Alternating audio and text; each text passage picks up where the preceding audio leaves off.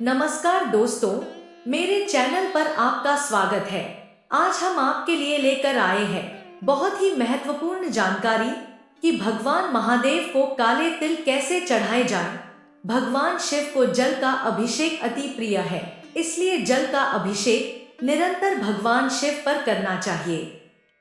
हम लोग कितने प्रकार के उपाय करते हैं जिससे कि हमारा व्यवसाय, घर में सुख शांति बनी रहे आदि कई प्रकार से हम उपाय करते हैं और करवाते भी हैं और कितने पैसे खर्च कर लेते हैं, पर कोई काम नहीं होता, क्योंकि जो किस्मत में है वह हमें मिलेगा।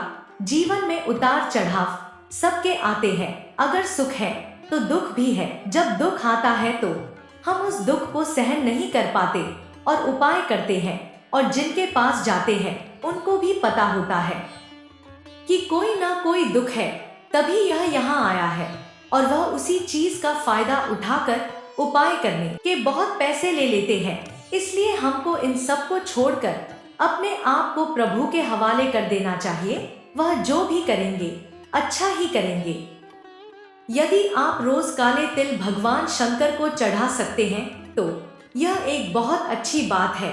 तो प्रदोष वाले दिन आप भगवान शंकर को काले तिल जरूर चढ़ा दें। जल में काले तिल डालने से वह सारे कार्य बन सकते हैं जो आपने कभी सोचे नहीं होंगे, क्योंकि महादेव को यह काले तिल अत्यंत प्रिय है। आपको हम इसकी विधि बता देते हैं कि इसको आपको चढ़ाना कैसे है। आप एक लोटा लीजिए और उसमें जल और उसमें थोड़ा सा दूध मिलाइए। कुछ लोगों को यह लगता है कि प्योर दूध महादेव के ऊपर चढ़ाएंगे तो शंकर प्रसन्न हो जाएंगे। ऐसा नहीं है। शास्त्रों में वर्णन किया गया है कि दूध के साथ जल का होना बहुत ज्यादा जरूरी है, और दूध के साथ जल मिलाकर ही फिर उसको शंकर जी के ऊपर चढ़ा दें। जैसे शंकर जी को जल चढ़ाते हैं तो उस पानी के लोटे में काले तिल को डालकर अब भगवान शंकर को अर्घ रूप में उनको चढ़ाएं।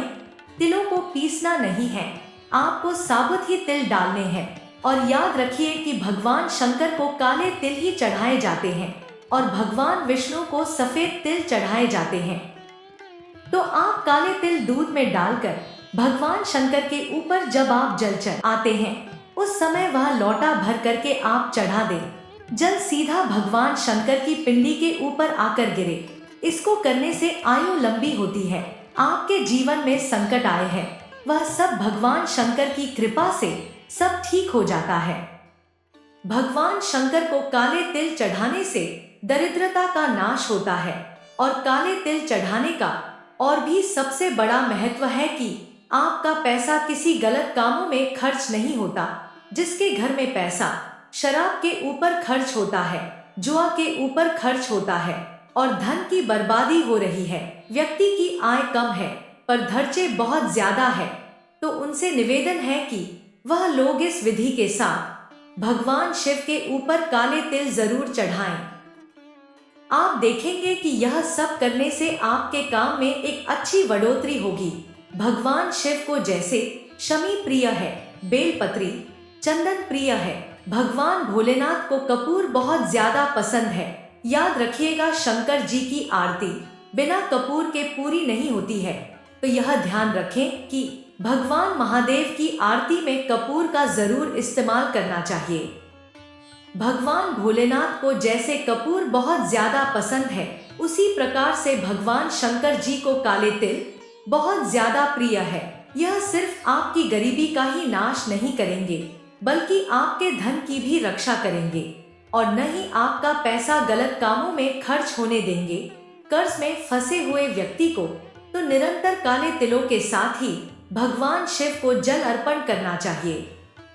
इसलिए मेरा सभी से निवेदन है कि एक जल का लोटा भरिए, जल के लोटे में थोड़े से साफ सुथरे काले तिल डाल दीजिए और जाइए शिवालय में शिवलिंग के ऊपर आप वह जल युक्त काले तिल महादेव को अर्पण करो। आपके काम बनने शुरू हो जाएंगे। यह आपको प्रतिदिन करना होगा।